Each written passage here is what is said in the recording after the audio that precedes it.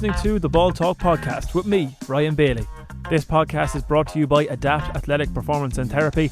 Head over to Instagram and give them a follow at adapt_clinic. If you enjoyed this podcast, don't forget to leave a like, share it with your friends, and hit that subscribe or follow button as well. Without further ado, let's get straight into the podcast.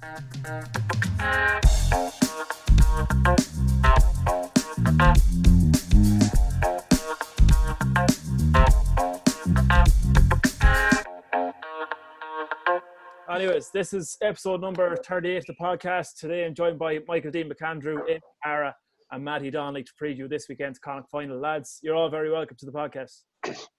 All right. Good to be here. So we'll start the Connacht final. Michael D, a Mayo man, you've got the golden ticket that every Mayo man and woman wants to get for this summer and for the winter, of course, as well. What do you think of this Mayo team now, the new look Mayo team going into the Connacht final? Yeah, Ryan, they've looked very good, to be fair. Since the restart, they've been very impressive. That day in June, I know Eamon was there as well in the league, where we just blew Galway out of the water. Very impressive. Against Tyrone, it was just, I suppose we left it too late really in the second half. Good second half display. First half, a bit sluggish. Leitrim, the same, sluggish in the opening quarter or so, but from there, controlled the game. And same against Roscommon as well. The big thing about Mayo, the most impressive thing, has been the youth. I mean, James Horan has blended in. He's given 19 championship debuts over the last 2 years. In particular, this year, it's the likes of Oisin Mullen, Tommy Conroy, very impressive. And of course, Cillian O'Connor, I mean, he's playing the form of his life. Absolutely, is scoring. 1-9 against Leitrim, 9 points against Roscommon. But above all that, his track and back, his work rate, he seems to be playing the best form of his life. So yeah, it's they're going well at the moment. But Galway will not be as bad as they were the last day. And they'll be gunning for us now in Pearse Stadium, you know. Exactly. And Eamon, as a manager as well, it's often hard to pick a 15, but James Horan and his team have a job to pick a 26 with the amount they've got to pick from this year.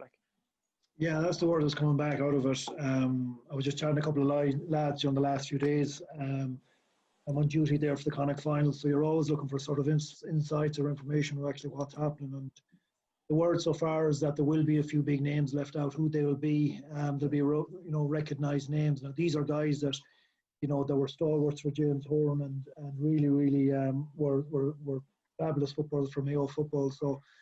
That's what youth does. It drives the standards to another level. And I think James, to be honest with you, I know I could be a little bit critical of him. He was slow to make those changes, I think. But this year seems to be very, very much to the forefront. He's a couple of lads in with Westmeath that are from Westport. And I think James going away for a while and probably looking at club football in Mayo, probably got a better insight of actually what was available to him out there. And, he's come back now, and particularly this year, as Michael alluded to there, He's brought in a lot of these young guys. He's re-energised the likes of Connor Loftus, I should say, who's now playing at midfield, and he's transitioning between midfield and summer centre forward, full forward with Aidan O'Shea at times to give himself a break. So, I have to say it's the youth is really, really throwing a cat among the pigeons and has made James Horan's job harder picking a team. But that's the standard. You can only pick 26, and he'll put his faith in those come Sunday. And they have the couple of games that they've had, of course, in the championship so far to lead into it. And Matty, you only played Mayo a couple of weeks ago.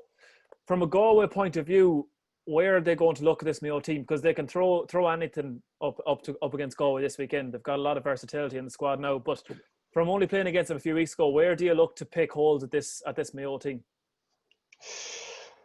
I think the way Mayo set up and the way their approach to the game, it's very, very honest, and they take the game to the opposition, and it's a very noble way of playing, but it also leaves gaps at the back. But they put a lot of trust in their defenders, man to man, and even the day we played them in the league, we had a very strong run in the first half, and they had no sign of a sweeper. It was just gung ho, and that's their approach, and they're fairly trustworthy in it, and they'll go with that approach this weekend, obviously. But if you were Galway, then you would try and exploit that space in the back door and maybe get mismatches in there.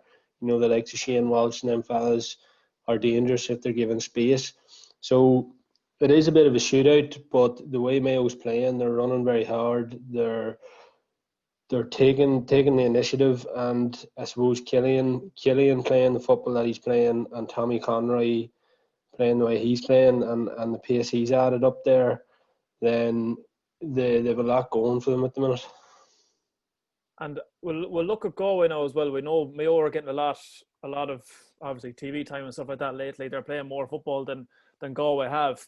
But Michael D, Galway are going to be coming in under the radar. Mayo have had the opportunity the last few years of not being in Connacht finals. They come in the back door. They go in under the radar every year to get to an All-Ireland semi-final. But Galway are going into this Connacht final with no one knows what in the name of God Galway are going to turn up with on Sunday.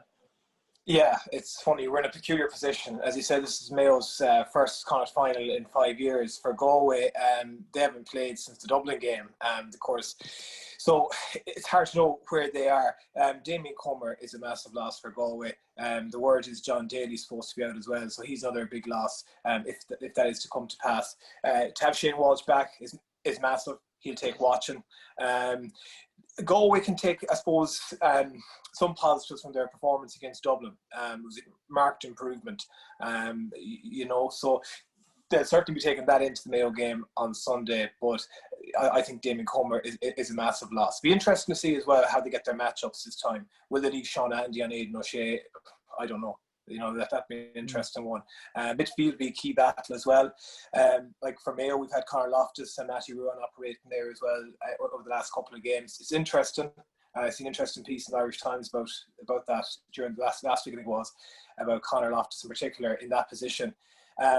It'll be interesting to see how they fare out against the Galway midfield on Sunday, and how the game develops, what kind of a day it'll be. A lot of different things to take into consideration, but they're playing the way James Horan likes them to play, and that's kind of why he's going for it. Although if things need to be switched up a little bit, you could see the likes of more an experienced campaigner come off the bench for midfield, like Tom Parsons, Seamus O'Shea, with Matty. So there's different things that could happen, but we'll have to wait and see, The around the middle for Mayo, as you said, Matty Ruan's there, Conor Loftus, Jordan Flynn could play around the middle. You've got Aidan O'Shea too. Matty, you could have any number from 5 up on your back for Tyrone. You probably played in the majority of them from 5 forward over the last number of years. Looking at Aidan O'Shea, he's in a full forward for Mayo now. Do you think in this Galway game that they're going to have to bring him round the middle for that bit more of an experienced head, or will they stick with him at 14?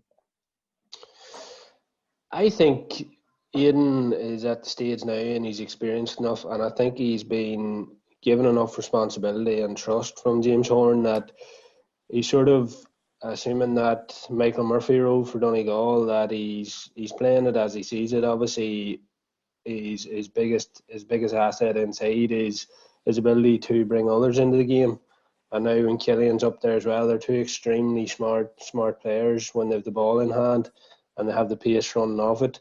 But at the same time, when the game is tight and at critical stages in the game, he has that ability to go out and win ball and just slow the game down and play it at his pace. So I would say he'll not be stuck in either position, and he'll definitely be given the luxury of going between the two based on his reading of the game. Eamon, how do you assess Galway going into the game? As we were saying, they're going in under the radar. They're going to have that bit more experience if Mayo are going with the Ryan O'Donoghues and the lads like Brian Walsh and stuff like that, the younger guys, albeit they know how to play on the big stage as well. How are you looking at Galway going into the game?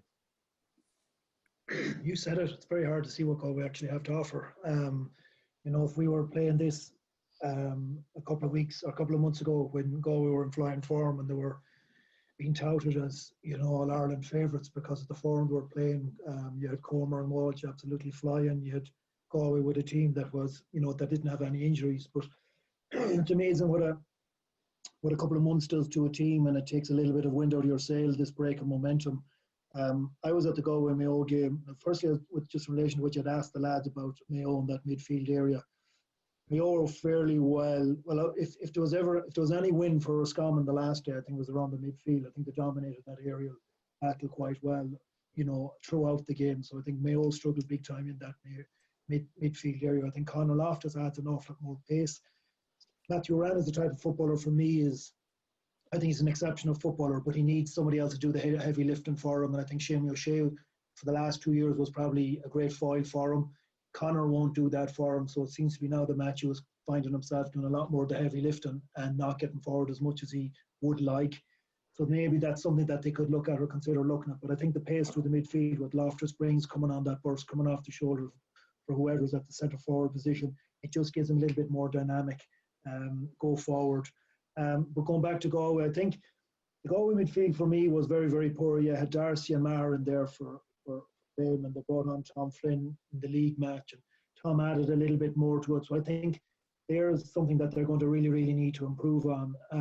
If you've got a forward line of Ian Burke, Shea Walsh, probably Rob Finnerty and Paul Conroy, you will cause any team any sort of problems. I think all of them are potentially good enough. You can throw somebody like Jason Leonard into it. Obviously Daly is there as well as an option. So when you've got those guys available, definitely. How cooked are they or how undercooked are they is the next question. We won't know. They might come out of the traps flying in the first 20-25 minutes and really, put Mayo to the pin of their collar. But then Mayo may have, built up a little bit of endurance over the last 2 championship games to allow them sort of come strong in the second half. So really, it's a catch-22 situation. Obviously, going up to Pearse Stadium, you're going to have fairly shit conditions. The wind is going to be coming down the field as it always does. So who's it going to favour in the first half? Is it going to be Mayo like they did the last day, really, really come out on top?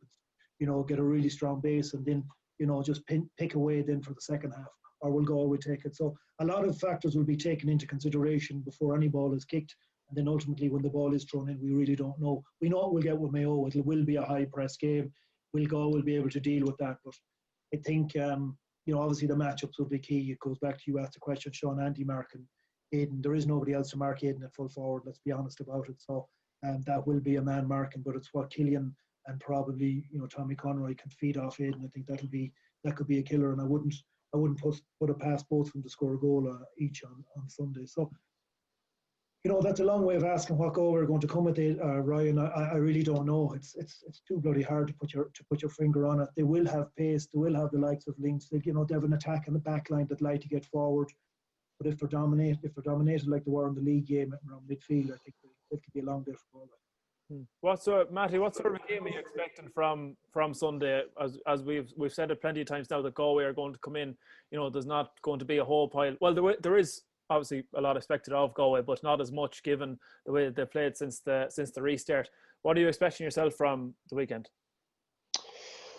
I suppose if the restart of the season showed us anything, it's hard to know what to expect, and the weather's going to have a big bearing on it too. And I think the weather is obviously going to be wet and windy on Sunday if it's forecasted. So I expect Galway, and I'd be fairly confident they'll come out with fire in the belly. Obviously how the league game unfolded on Park Joyce will have them well railed up for that. So I expect certainly Galway to come out with that fire. And I suppose Mayo, obviously when their backs are against the wall in knockout football, they're a seasoned knockout team in fairness. And I can see fireworks in that regard. I can see it being physical, and I can see it, I suppose, being tight to the 3/4 mark. And I would have to edge with Mayo, all things considered. And that's the sort of game I'm expecting. Michael D, I know we're touching on Mayo quite a bit, but they are the team that we've seen more from. There's one transition that's been noticed and pointed out quite a lot is Lee Keegan going back to the number 4 role for over the years now, and you'll know obviously from watching the games, Lee Keegan's been the man to go up and score a goal and a few points for Mayo, as well as being the man that has to man mark Jeremy Connolly. But now he's doing that man marking job at number 4, and Paddy Durkin is taking over that number 5 or number 7 role. Yeah. Do you think that's something that Mayo have kind of been missing that they're finally getting now? Yeah, like we've seen Paddy Durkin as man marking role the last day against Inda Smith. He was superb, and not alone doing a man marking job, and I'm keeping him quiet. He also got 2 fabulous points. One, the first and the second half one was just sublime. It was came at a crucial moment as well, just before the water break. Which, yeah, as you said, Lee Keegan has done it over the years. I suppose it's just a different outlet really to see who's back there in the full back line. James Horn needed to do something with Brendan Harrison out, long-term injury, big loss in that full back line. And it's a solid enough full back line now. You have Oisin Mullen, Lee Keegan, and it's looking like Stephen Cohen as well for a large part. Stephen can play centre half back as well. But let's look at that back six. I mean, household names aren't getting their place. Like Keith Higgins, Colin Boyle, Pádraig O'Hora, 3 of the best defenders in the country, you could say, and they're not getting on that into that back six at the moment. So, like, competition for places is massive, which is a good thing. It's giving up plenty of headaches, but certainly, as you mentioned, Lee Keegan, he can take the shackles off and attack, and he's one of the best in the country at that. But he's not really. Oisin Mullen could do the same thing as well. So we kind of have plenty of lads to go forward, but just sometimes we see Owen McLaughlin now as well. The pace he has at wing half back attacking is sublime. But just sometimes, I suppose, defensively, he could be a bit more careful in that regard. But a horse for courses, as I say. Just looking at the outside of Connacht as well. Last weekend, of course, Cork and Kerry, the big shock there. There probably is a few more shocks to come in the championship. And it's a strange one. It's almost as if the way people are talking up Mayo, talking up Cork now as well, talking up Donegal, that even though Dublin are 5 in a row champions, that they're not the favourites for the championship this year. I'd love to see those people who's talking that, because it's. I think the best way to answer is a Mayo, Cork, Galway or Chip have a great chance of getting to an All-Ireland final right now. And it's obviously the easier side of the draw, if the truth be told. Obviously, Mayo, on the Dublin side, obviously, it's looking, it could be, I think Matthew might be able to give a better viewpoint, but it's probably going to be Donegal that's going to get out of Ulster. So it'll be Donegal, Dublin semi-final versus, for me, it'll probably be a Cork, Mayo, other semi-final. So the carrot is huge in regards to for the team on Sunday, for the team that wins on Sunday. So outside Galway, you know what I mean, or outside Connacht, Cork, they pulled a surprise out of the bag for last. I just think the attitude of Kerry was so bad, it was so poor, it was so off. Just the way they were so casual about everything they did. I just think that sort of came back to backfire on them. And there's, if you go in with the wrong attitude, as you know yourself, I've often said it to us when we're on the team together, having the right attitude is half the battle. And I think that's where Kerry left it behind. Dublin, I was up in Portlaoise against Westmeath, and I just thought Dublin were awesome. To see them in the flesh again, they just, when you talk about fellas not being there, no Mannion, there was actually not having Mannion there. Obviously, Jim Connolly is gone. But other guys just coming in seamlessly, transitioning into the team. It was just simple for them. And a lot of the time, they just had it so easy for so much of the game, and it was always going to be the case. But they still delivered. They still put up 22 odd points, and you had Paddy Small doing really well. Obviously, Dean Rock kicking the scores. Kieran Kilkenny showing again how good he is and getting a man of the match award. John O'Callaghan, Sean Bulger, he was outstanding. So Dublin have an array of guys that can come in and do really, really well for them. I think Desi has created that competitive edge again. You talk about the young fellas coming into Mayo and driving on the older lads. I think there's a freshness coming in. Desi's given these fellas a chance. So it's for Dublin's to lose, and whoever gets to it. And I'm predicting Mayo now, even though I thought Roscommon, embarrassingly now to say that I thought Roscommon were going to be the team to beat. It's a Dublin Mayo final for me. But just the boys mentioned there, and just the matchups. They mentioned Paddy Durkin. I thought it was a really, really naive Anthony Cunningham in Roscommon. He went marking into Smith, and the Smith stayed out. If Enda Smith, you go back to what Matthew was talking about, Aidan O'Shea and that responsibility that he has now. So he'll decide if he goes out from full forward into midfield. It's like the Michael Murphy decision. It's not a call that comes from the sideline. He instinctively sees what's happening. If there's no ball coming in, I need to go out and get it. I just thought, like with Enda Smith should have parked himself in at the edge of the square for Roscommon. And Paddy Durkin is not a natural full back, would have ended up fouling him if they get in a couple of balls into him, because particularly when they were kicking ball in. So it was a bit of naivety on Roscommon's part. I think obviously they were blown up with a lot of talk. And again, they didn't perform. So it goes back to all of these matchups, who gets them right on the day, and what fellas will take it on themselves in terms of their own initiative to actually make it happen for them. Right now, Mayo's form team, Dublin are the form team, and after that, I just think Dublin, Donegal will give Dublin a fair crack. But now I know I'm preempting a lot of these calls, and I'm not being disrespectful to the Armaghs of this world or Cavan or anyone like that. But I just think it's looking like a Dublin Mayo final for me. Matty, what do you reckon yourself? It's looking like Donegal, Mayo, Cork, and Dublin to come out in the provincials. I'd be very surprised if Donegal didn't come out of Ulster, and Dublin, I think, is obviously coming out of Leinster and very impressed with how fluid they were the other night. Connacht, obviously, I would go with Mayo. I think the one that's not a foregone conclusion is maybe the Munster final, and I think that's not as straightforward as people might think. And Tipperary, obviously, with the 100-year anniversary of Bloody Sunday and that, they'll have the emotion behind it.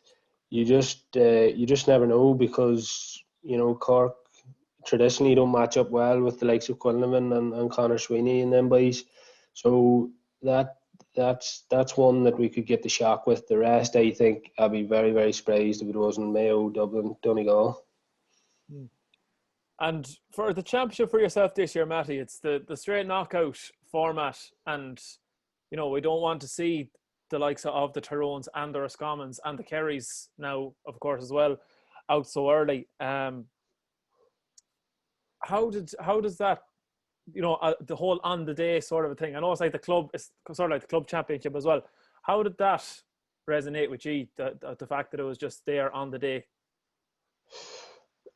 I suppose it's different in that it wouldn't sting as much, in the sense of if you were out in early summer and you were waiting until next summer for another go at the county circuit, then you're licking your wounds for a long time. Whereas, don't get me wrong, last Sunday hurt big time, but you're still on the horizon. You have probably training starting back in a few weeks in the National League starting in February. So look, at a stage this year as well, I suppose, in the context of it, at the stage this year, we didn't know if we were going to get the championship, and even up until a few weeks before it, we didn't know if we were going to get it.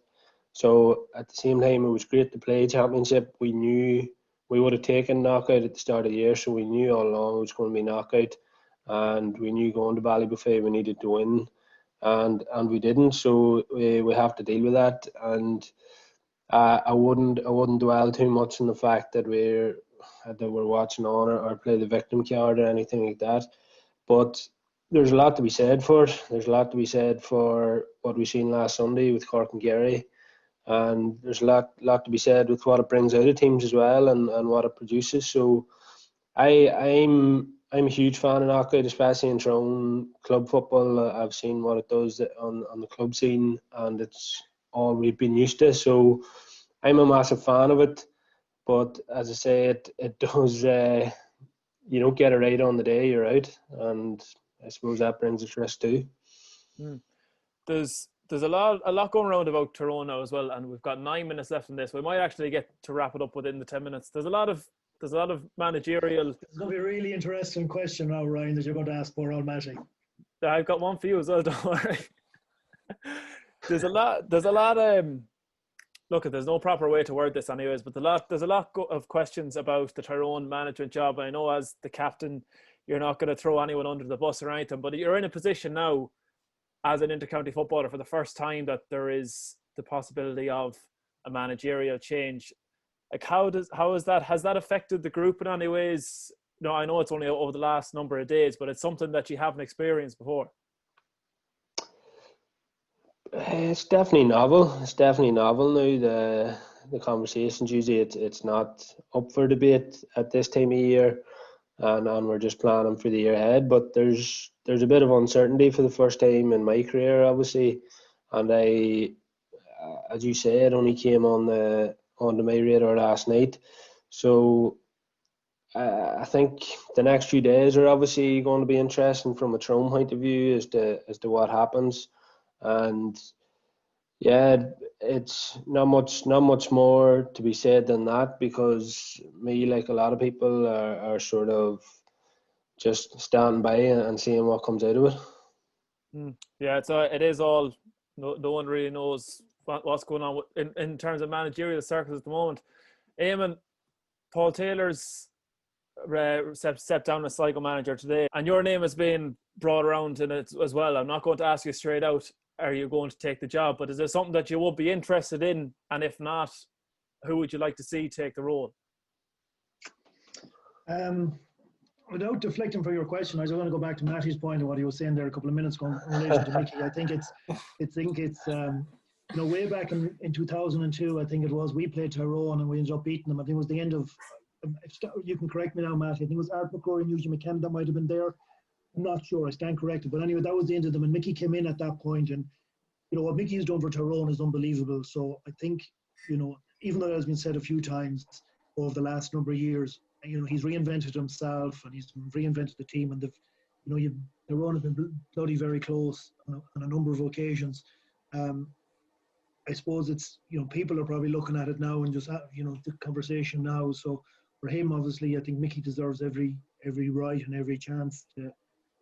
But the lads know more when you're up close and personal with managers, and as I have been myself, you kind of sort of say maybe change is needed, and it's a difficult conversation to have for anyone. So I just think if it's right for Mickey and if it's right for the Tyrone County Board, it'll be the right decision that'll come out of it, and the players will respond either way.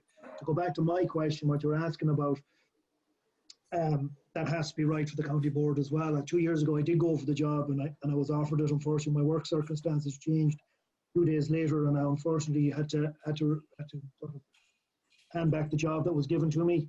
And so, would it be something that would interest me? It would be, in terms of my own ambitions, Ryan, more so than anything else. But it has to suit. Like, I'm currently the manager or joint manager of Strand, and we've been relatively successful over the last number of years, and it's something that we have to make sure that remains that way. And for Sligo, it's something that the county board have to decide what direction they're going to go in, and if it's they have to sort of pitch their tent and say, this is what we want to achieve, this is where we'd like to go to, how do we go by doing that, and who do we get in to actually do that, and work at look at it as a business proposition or a business proposal, and sort of say, it's going to take us X amount of time, it's going to take us X amount of investment, and this is the person that we'd like to get. And if that is me or if that is somebody else, then so be it. But I just think it's an opportunity now for Sligo to sort of get themselves out of Division 4 and sort of back up to, where I believe they're a top 12 team.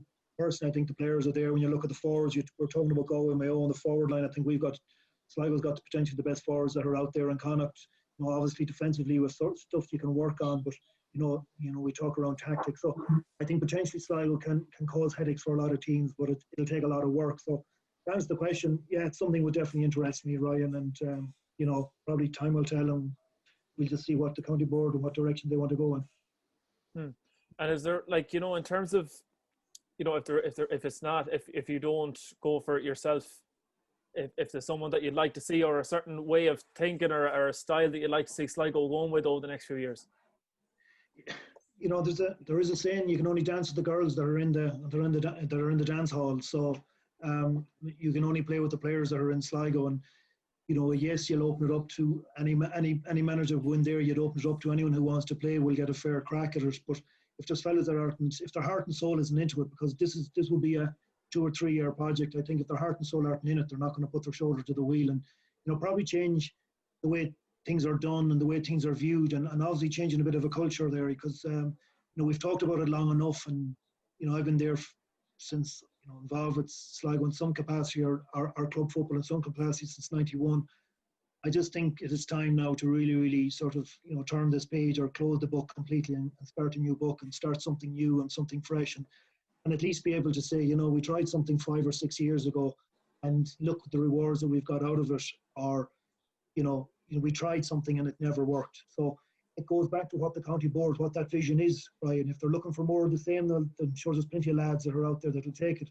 If they're looking for something more ambitious or something more, something like Tyrone did, getting guys in and believing in themselves and playing to their full potential and going to an All-Ireland final, well, why can't we dream as much as anyone else? But if that's what Sligo wants, then it's up to Sligo to go and take Mickey Hart off Tyrone if Tyrone don't want to. Michael D, you've seen plenty of Sligo over the years as well, and there's, I'm sure, even though there have been days where probably you look back at 2015, Mayo overpowering Sligo that day, but there are players in Sligo. Can you see? And I'm not putting Leitrim to one side at all. I think Leitrim put it up to Mayo for a certain amount of the game only a couple of weeks ago. I was at it myself too. Can you see Connacht being a province yet where there are four, if not five, competitive teams instead of there being just three at the moment? Yeah, it's hard to see there have been five, to be honest with you, Ryan. But going back, I suppose, Mayo were in a dark place in 2010. When we lost to Longford that time. 2 games out, and the improvements that came from there on. John O'Mahony put a lot of the groundwork in at that stage, and then James Horn took over in 2011. You're in Ireland semi-final, and then we had a fantastic spell. Still, really, a lot of the backbone of those players are still there. Obviously, the last couple of years, a lot of younger players are coming in. So it takes a while. As Eamon said, it does. You need to change the thinking.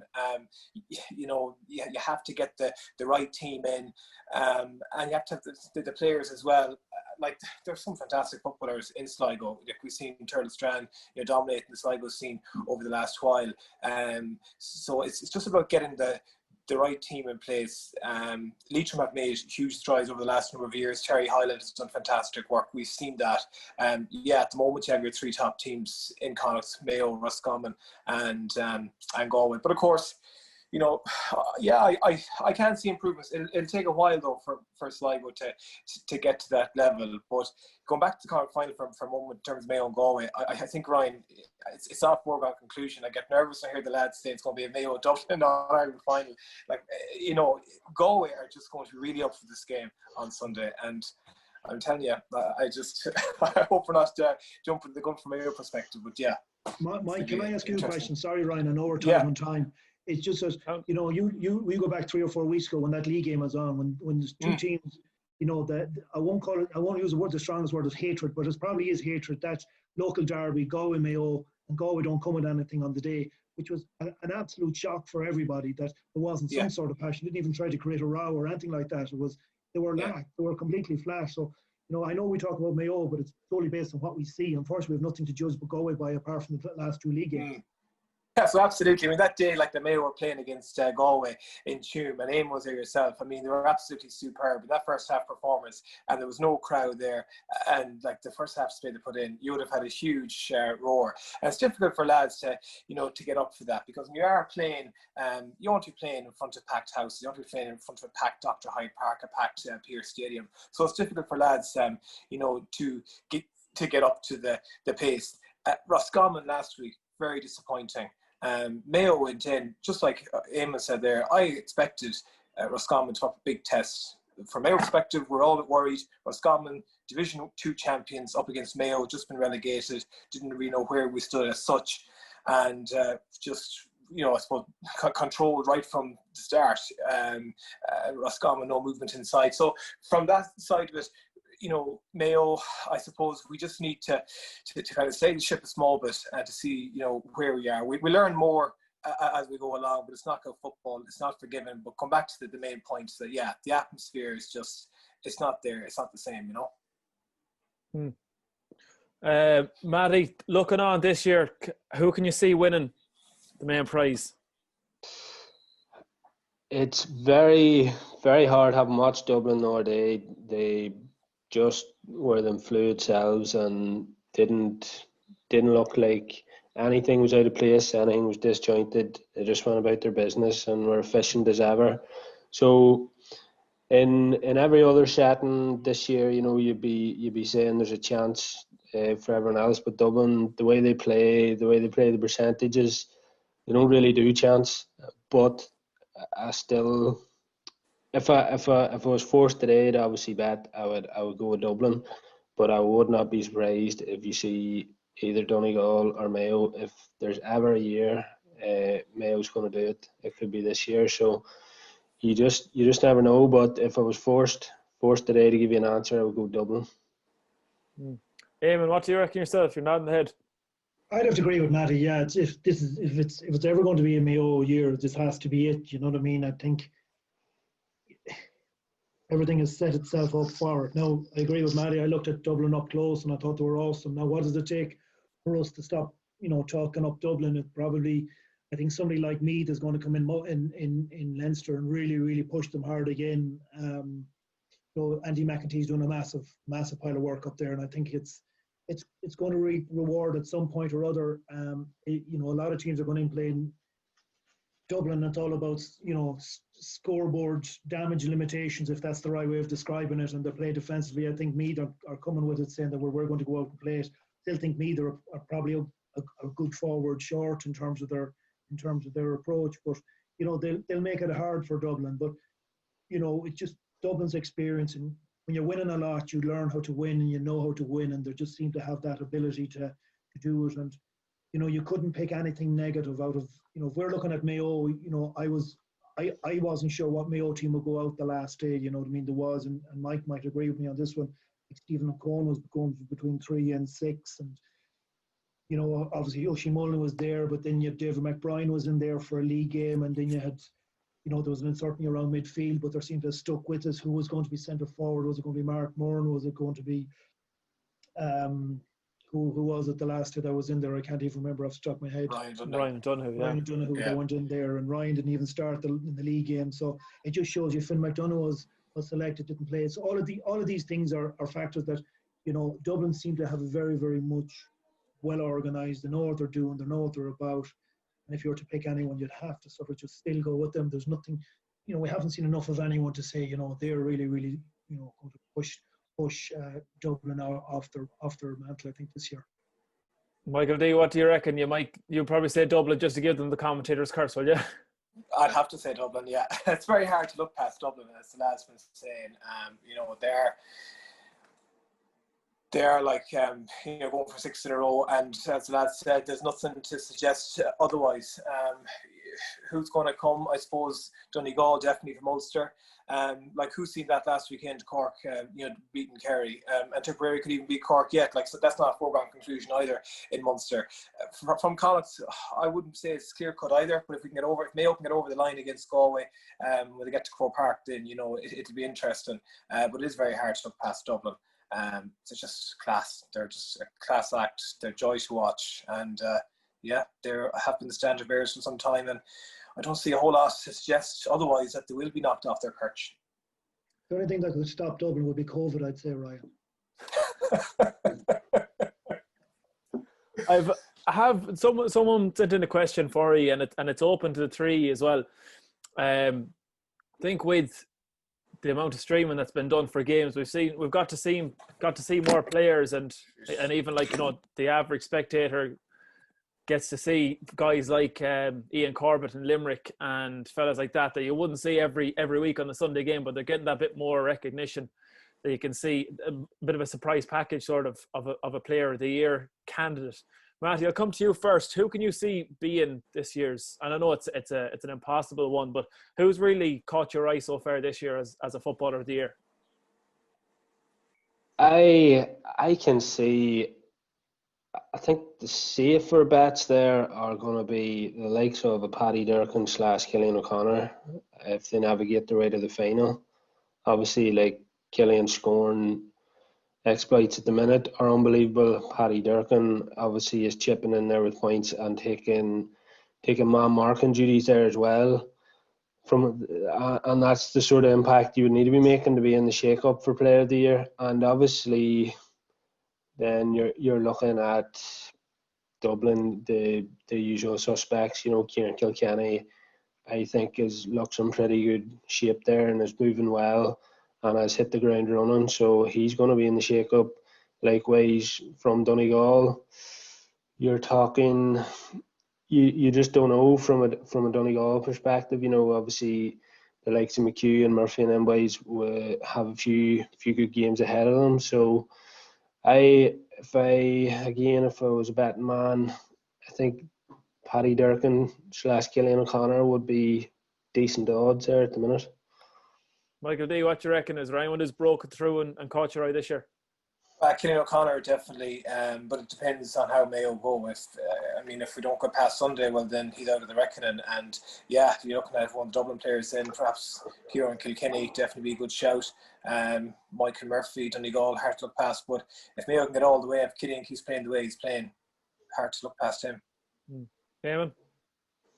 If Galway are going to get to an All-Ireland final, they're going to have someone like Shea Walsh is going to be outstanding. And I think coming All-Ireland final, it'll be a day for him. So he could be a guy that could be a dark horse if Galway get to it. I think if Mayo get to an All-Ireland final, Aidan O'Shea's going to have a big say in a lot of things. I know the boys went with Killian. I think Killian has always been kind of getting scores. I just think the fact he's reinvented in terms of his form, he's going quite well. Obviously, Paddy is always going to make an approach. For me, Kieran Kilkenny, Connaught Callahan, I think could be a dark horse as well. I think he was young player of the year, so I think he's potentially can cause an awful lot of trouble. So they'd be the ones I'd be looking at. Probably Brian Fenton too. If Dublin, for that just sort of dominance, I just think if they're looking for that consistency, it'll be any one of those three lads from Dublin.